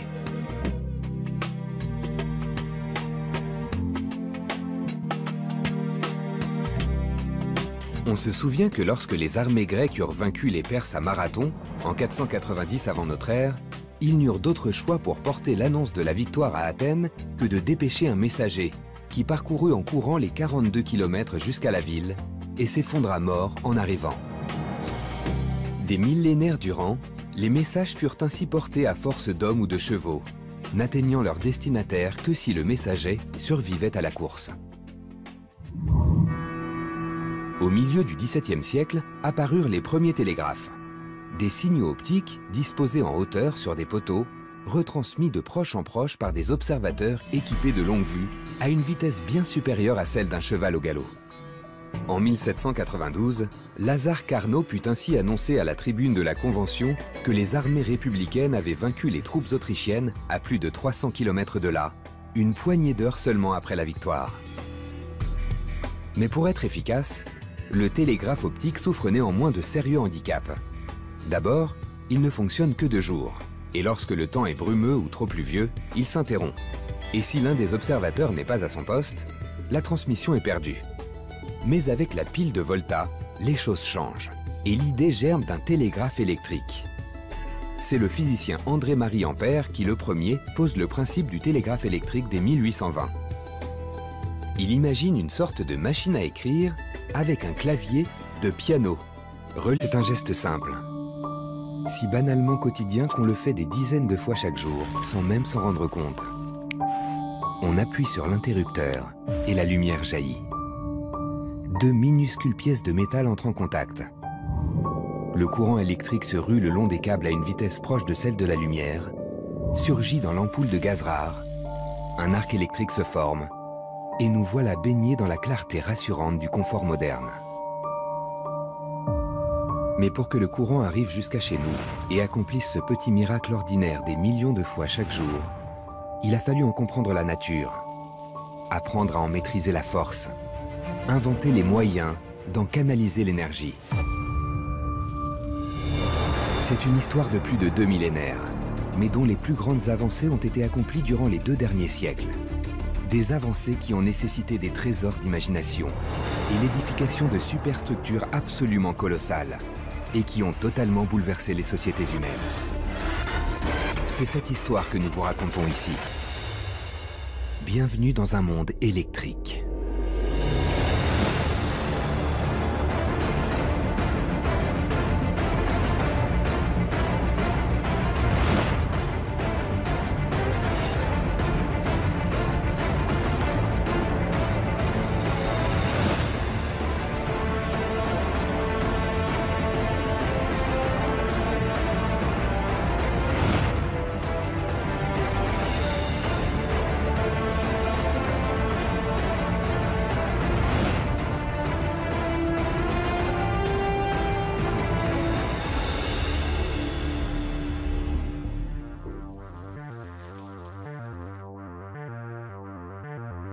Regardez autour de vous. L'électricité est partout. Il ne se passe pas une minute dans une journée sans que vous ne l'utilisiez, elle ou quelque chose qui n'existerait pas sans elle. Elle irrigue l'économie de nos sociétés comme un fluide vital. Elle est la source de notre civilisation, notre alpha et notre oméga. Notre énergie la plus courante, celle dont nous ne saurions pas nous passer. L'électricité est tellement présente autour de nous, tellement essentielle au fonctionnement de nos sociétés, que nous ne la voyons pas plus que l'air que nous respirons. Nous en consommons à l'échelle mondiale plus de 20 000 TWh par heure, 2 fois plus qu'il y a seulement 30 ans. Pour la produire, nous avons construit des installations gigantesques, creusées au plus profond de la Terre pour trouver le combustible nécessaire à les faire fonctionner. Nous avons détourné des fleuves, apprivoisé la force du vent et la chaleur du soleil. Et pour la distribuer, nous avons créé de gigantesques réseaux de câbles et de lignes qui s'étendent sur toute la surface émergée du globe.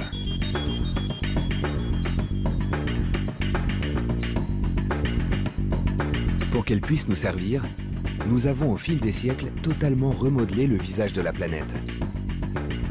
L'histoire de l'électricité, c'est une histoire vieille comme le monde. Ou presque.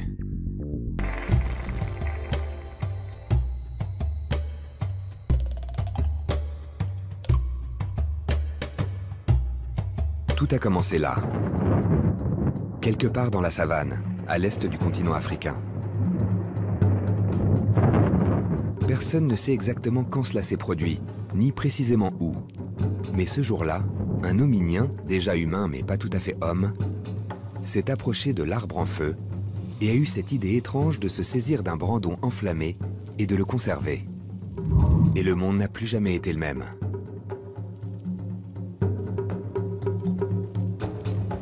Il y aurait bien des façons de raconter l'histoire de l'humanité. Mais il est certain que la domestication du feu en est un chapitre essentiel. Et que depuis ce jour, où l'un de nos ancêtres inconnus s'est emparé d'une flamme,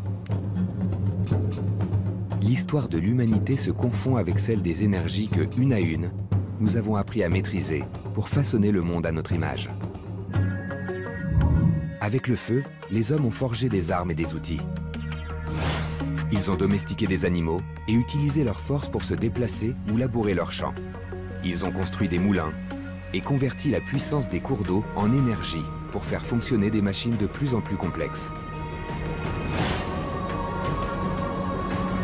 Ils ont appris à utiliser la force du vent et à s'aventurer sur les mers vers des terres inconnues. Ils ont découvert comment contenir et maîtriser la vapeur de l'eau pour transformer la pression en énergie.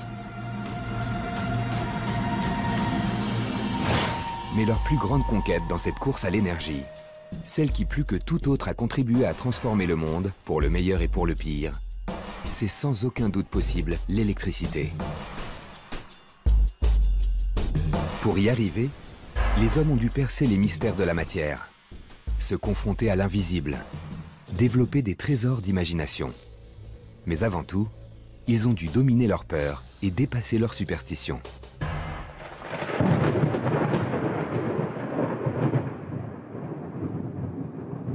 Le phénomène électrique le plus extraordinaire, le plus angoissant, c'est quand même la foudre. Et la foudre, c'est un phénomène que nous, on a pratiquement oublié, mais qui, pendant des siècles, était quelque chose de tout à fait effrayant et qui, donc, par définition, ne pouvait être que l'attribut d'un dieu. La foudre. La première et peut-être la plus spectaculaire manifestation du phénomène électrique à l'état de nature. Dans la mythologie des Grecs anciens, elle est l'apanage du roi des dieux, Zeus, l'arme dont il frappe ceux qui ont excité sa colère, dont la nature est forcément d'essence magique. Donc, dans l'Antiquité, c'était Zeus ou Jupiter, les divinités scandinaves, mais c'était tout, c'était de l'observation. Et je pense que le phénomène était tellement extraordinaire que l'on n'a pas essayé de véritablement l'observer. Et pourtant, dès l'Antiquité, des esprits curieux s'intéressent aux phénomènes électriques. Ce n'est pourtant pas la foudre qui attire leur attention. C'est un petit morceau de résine fossilisée, l'ambre jaune. L'électricité, eh bien, c'est d'abord l'ambre, qui se dit électron en grec. Alors pourquoi l'ambre? Parce que la mythologie lui attribue une valeur tout à fait particulière. C'est lié au culte du soleil. Ça peut être les rayons de soleil qui se pétrifient quand le soleil descend sous l'océan. On a là un morceau de soleil. Au VIe siècle avant notre ère, Thalès de Milet observe et décrit l'électricité statique, qui se manifeste en frottant un morceau d'ambre jaune sur une peau de mouton.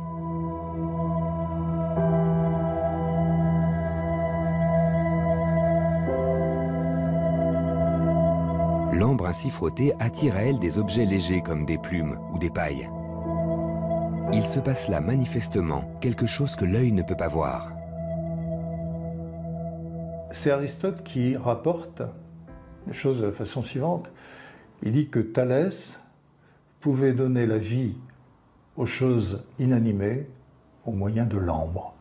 Donc déjà là, on avait quelque chose de tout à fait mystérieux autour de cette ambre qui pouvait animer des objets. Il ne me semble pas juste de faire démarrer là l'histoire de l'électricité. Parce que même si c'est un phénomène sur lequel Thalès ou d'autres, Platon, se sont interrogés, comment ça s'explique, c'était un phénomène marginal. C'était une curiosité qui ne représentait pas du tout un domaine de questionnement.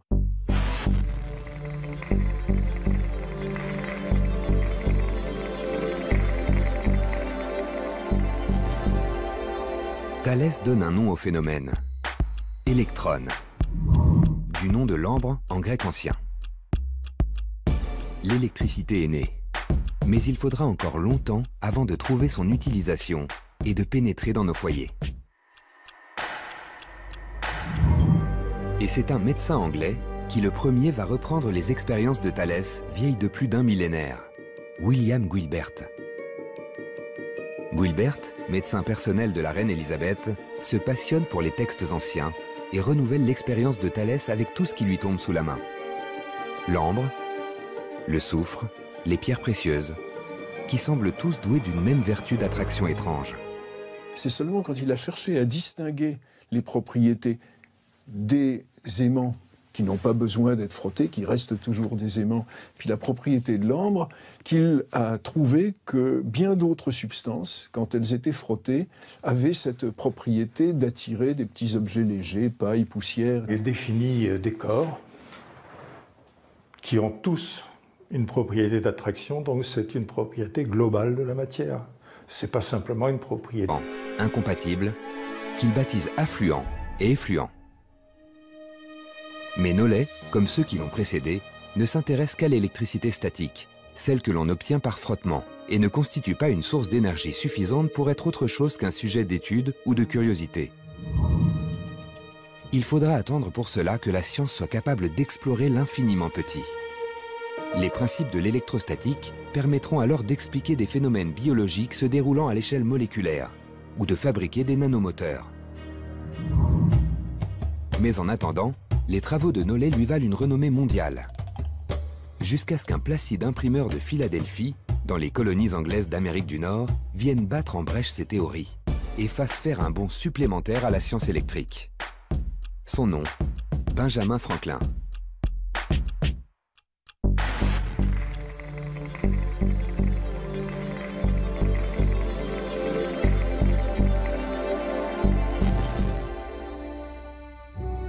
Franklin est un touche-à-tout, tour à tour écrivain, journaliste, philosophe, naturaliste et physicien. C'est un inventeur prolifique et dispersé. On lui doit les lunettes à double foyer, le poêle à bois, une cartographie complète du Gulf Stream et un étonnant instrument de musique, le glace harmonica. Mais son invention la plus célèbre reste le paratonnerre. Franklin le premier pressent que la foudre est de même nature que les belles étincelles bleues qui jaillissent des machines électrostatiques. Un simple courant électrique, mais d'une force beaucoup plus grande.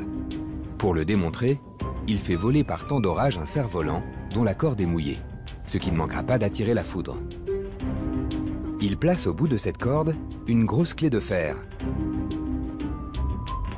Lorsque la foudre frappe, un arc électrique se produit, qui laisse indemne l'homme qui tient la corde. D'une pierre deux coups, la foudre est bien électrique, et l'on sait maintenant comment protéger les habitations humaines du feu tombé du ciel. Mais les observations de Benjamin Franklin vont beaucoup plus loin. Il émet l'hypothèse que, contrairement à ce que pensait l'abbé Nollet, l'électricité n'est pas un fluide constitué de matière que l'on crée par frottement.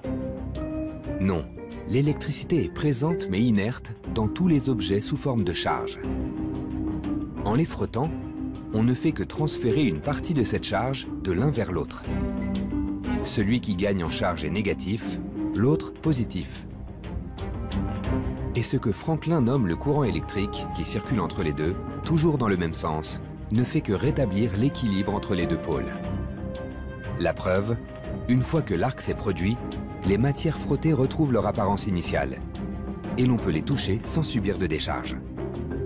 Quant au corps qui transmet de l'électricité, comme il a bien défini la notion de fluide électrique, eh bien il va appeler conducteur les corps qui transmettent l'électricité, puis les autres seront des corps non conducteurs, c'est-à-dire des isolants. Donc cette notion vraiment de fluide électrique, qui se transmet d'ailleurs dans le frottement d'abord, et qui ensuite peut circuler, elle nous vient de Franklin. Avec Franklin, le bréviaire de l'électricien moderne est en place.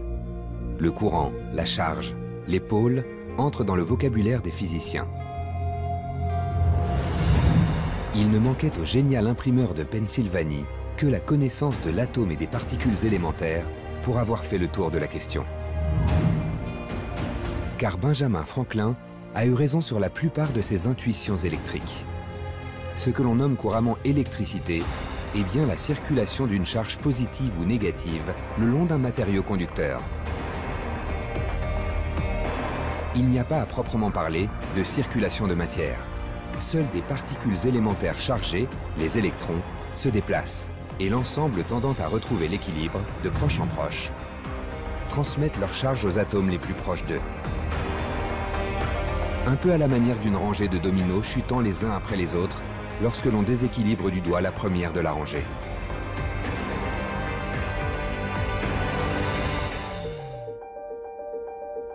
Restait encore, après Franklin, à trouver à ce courant électrique son utilité. Or, il l'avait écrit. L'électricité existe à l'état inerte dans tous les corps physiques. Et si le courant électrique était le secret de la vie? It's alive! It's alive! It's alive! It's alive! À partir de 1780, la plus grande partie des publications sur l'électricité concernent l'électricité médicale. C'est-à-dire que puisqu'on arrive à faire se contracter les muscles de gens par la décharge électrique, eh bien, pourquoi est-ce que cette décharge ne guérirait pas d'un paralytique, par exemple ?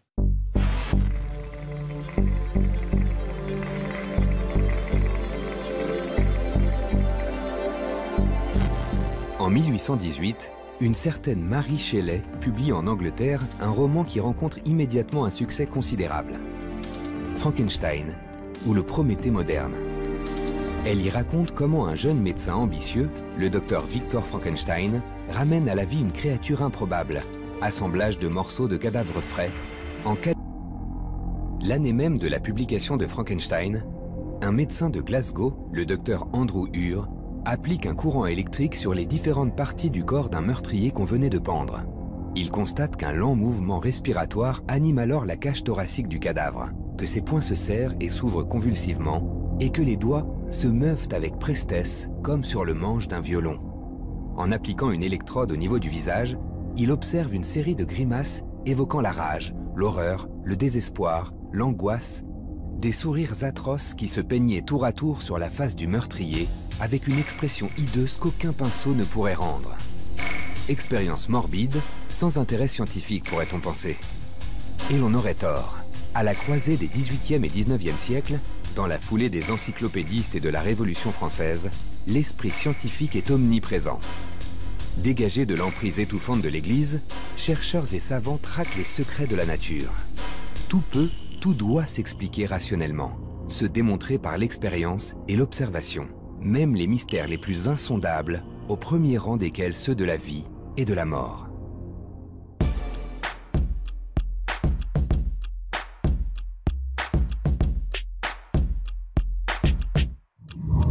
Dans les années 1770, un médecin italien, Luigi Galvani, observe que lorsqu'il relie une machine électrostatique au corps d'une grenouille morte, les pattes se mettent à bouger frénétiquement. Il se trouve aussi qu'un jour, la cuisse de grenouille touche le fer d'un balcon, alors qu'est planté dans le nerf le fil de cuivre par lequel il suspendait ses cuisses de grenouille. Enfin, je simplifie un peu, mais c'est quelque chose comme ça. Et voilà qu'à ce moment-là, contraction, alors qu'il n'y a apparemment pas d'électricité dans l'air. Alors, il rentre de nouveau dans son cabinet pour ne pas faire ça à l'extérieur, il multiplie les expériences et il s'aperçoit que chaque fois qu'un métal touche le muscle et un autre métal le nerf, et si on rejoint les extrémités de ces deux métaux, faisant ce qu'on a appelé ensuite l'arc galvanique, à ce moment-là on obtient de magnifiques contractions. Il renouvelle l'expérience des années durant, multipliant les variantes, et arrive à cette conclusion révolutionnaire. Ce qui anime les corps vivants, c'est l'électricité que produit leur cerveau. L'état de mort ne serait ni plus ni moins qu'une coupure de courant. Galvani pense que, mais bon, il met beaucoup de précautions dans ses hypothèses. Disons, c'est ce qu'il appelle une conjecture. Il pense que c'est l'animal qui sécrète l'électricité et que l'arc métallique ne fait que permettre à cette électricité de se décharger. Comme l'électricité des bouteilles de LED, il fallait effectivement fermer un circuit extérieur pour qu'elle se décharge. Donc ça lui semble aller en faveur de l'électricité animale, même s'il s'est rendu compte que ça ne marchait vraiment bien que si les deux métaux étaient différents. D'où un fantasme nouveau, une obsession qui va hanter scientifiques et médecins durant des décennies. Si l'électricité c'est la vie, alors en appliquant un courant électrique suffisamment puissant sur un cadavre, on doit pouvoir le ressusciter. Galvani émet l'hypothèse d'une électricité animale, autogénérée, et source de tout mouvement dans l'univers du vivant. D'ailleurs, n'obtient-on pas de l'électricité sur les machines électrostatiques en frottant une boule de verre sur une peau de lapin ou de mouton? Du coup, la médecine s'empare du sujet, et l'on voit se multiplier les électrothérapeutes, qui tentent, à coup de décharge, de soigner les paralysies ou les affections neurologiques, avec des résultats plus ou moins convaincants. L'électricité animale serait-elle un leurre? Pas complètement. Qui est typique de quelques éléments. Et il nomme ça propriété électrique. Et il est le premier à utiliser le mot d'électricité pour définir la propriété de ces corps. Ces corps qui sont susceptibles, quand on les frotte, d'attirer des objets. Il les appelle des corps électriques. Guilbert note que parmi ces corps électriques, les plus communs sont ceux qui donnent les résultats les plus spectaculaires, le verre et le soufre. Et s'étonne qu'il ait fallu 20 siècles pour s'apercevoir que l'électricité n'était pas qu'une propriété magique de l'ambre. Qu'importe, Avec Guilbert, l'électricité échappe à l'univers des enchanteurs et des magiciens et devient un objet d'étude scientifique. Et on peut dire que c'est avec la découverte d'une classe de corps que est vraiment né ce qu'on peut appeler la science électrique. Et c'est un siècle plus tard encore, vers 1700, que se seront perfectionnés les moyens d'obtenir par frottement des électrisations importantes, ce qui a débouché sur toute l'électricité spectacle du XVIIIe siècle. Sautons encore un siècle et restons en Angleterre. Cette fois, c'est à un teinturier, amateur éclairé de ce que l'on nomme science électrique, que l'on doit l'étape suivante. Stephen Gray découvre en frottant un tube de verre équipé d'un bouchon de liège que le bouchon lui aussi peut attirer des plumes et des objets légers. La vertu électrique est donc passée du verre au liège. Il en déduit que l'électricité n'est pas simplement une propriété de la matière, mais un fluide capable de circuler à travers les objets. Et pour le prouver, il renouvelle l'expérience et constate toujours la même chose. La propriété électrique circule d'un bout à l'autre. Ces savants, comme Gray et d'autres, se rendent compte que l'électricité voyage très vite. Alors bon, ils se rendent compte que 250 mètres très rapidement, une lieue immédiatement, ils ne peuvent pas aller plus loin dans la mesure où on n'a pas les appareils de mesure. Donc ils s'arrêtent là en disant, ben voilà, elle voyage très vite, mais nous n'avons pas le moyen de dire à quelle vitesse. Et pour cause. Ce fluide électrique, que nous appelons désormais courant, se déplace à près de 300 000 km/s. La vitesse de la lumière, ou presque. Une vitesse de propagation qui permettra, 2 siècles après les expériences de Gray, de transporter le courant produit par les usines électriques le long de câbles métalliques sur des dizaines de kilomètres. Sans le savoir, le teinturier Stephen Gray venait avec ses tubes, ses bouchons et ses ficelles d'inventer le principe de la distribution d'électricité. Quant à savoir à l'époque ce qu'on pouvait bien en faire, tout au plus à ce stade, distraire la bonne société aristocratique, toujours en quête de sensations nouvelles. À vrai dire, des applications pratiques, il n'y en a pas beaucoup. Mais il y a un goût pour l'expérience et finalement pour le montage expérimental. Mais pour pouvoir mener à bien ces expériences, il faut pouvoir générer à volonté le fluide électrique. La préoccupation première des savants de l'époque, c'est donc de mettre au point des machines électriques, des générateurs. Le seul générateur, ce sont en effet des machines qu'on appelle à influence, des machines électrostatiques, donc avec des plateaux que l'on tourne, ou des boules d'abord des boules que l'on tourne, mais on n'est pas encore véritablement dans la science, c'est-à-dire capable de donner des équations. On est dans l'observation, l'explication simple, on l'a, l'explication comme une loi scientifique, on ne l'a pas encore. Avec ces machines électrostatiques, pas question encore de produire du courant. Tout au plus peut-on obtenir une décharge, qui se manifeste par un magnifique éclair bleuté et un craquement sec, provoquant ravissement et stupéfaction parmi ceux qui l'observent. Et donc vous avez la bonne société anglaise, italienne, française, allemande, enfin bon, d'Europe occidentale, qui font des expériences qui sont avec des explosions, avec des mises à feu. C'est une vision, à mon avis, trop réductrice, parce que dès le début, on se pose des questions fondamentales sur qu'est-ce que c'est, pourquoi est-ce qu'il y a des corps qui conduisent, c'est ce que découvre Gray vers 1730, l'électricité et d'autres pas.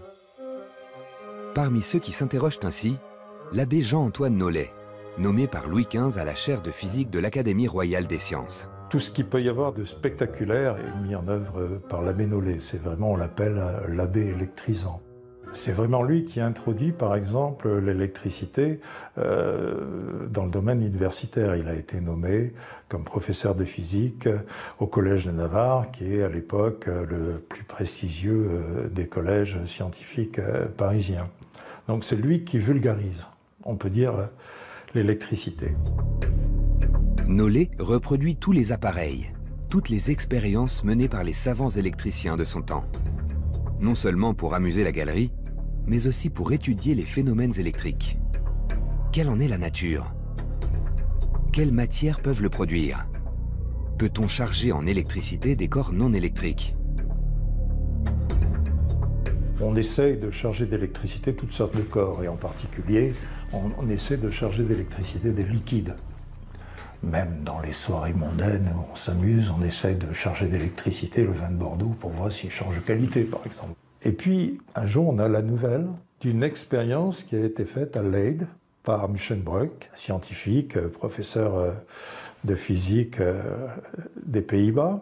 C'est la méthode classique, il y a une grosse boule qui tourne, il y a un conducteur au-dessus, c'est souvent un canon de fusil, il y a un conducteur qui descend dans le verre, et puis on espère comme ça charger d'électricité l'eau du verre.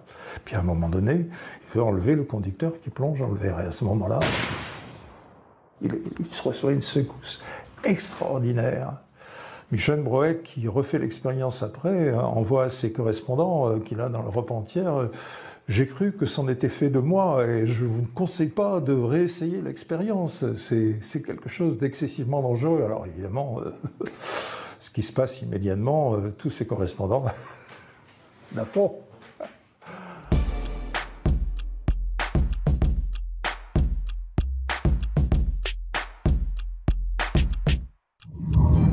Avec cette erreur de manipulation, Muschenbroek vient d'inventer ce que l'on appellera la bouteille de Leyde.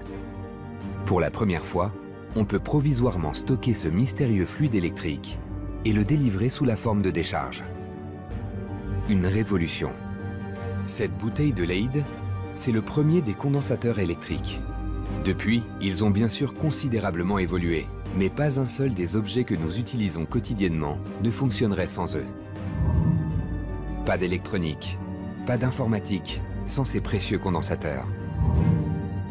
Mais en 1745, hormis pour délivrer des décharges à des malades atteints de paralysie ou de mélancolie, le mot de l'époque pour désigner un certain nombre d'affections psychiatriques, la bouteille de Leyde n'a semble-t-il aucune application utile, sauf peut-être pour l'abbé Nollet. Nollet, qui est un spécialiste du spectacle, il organise immédiatement des spectacles.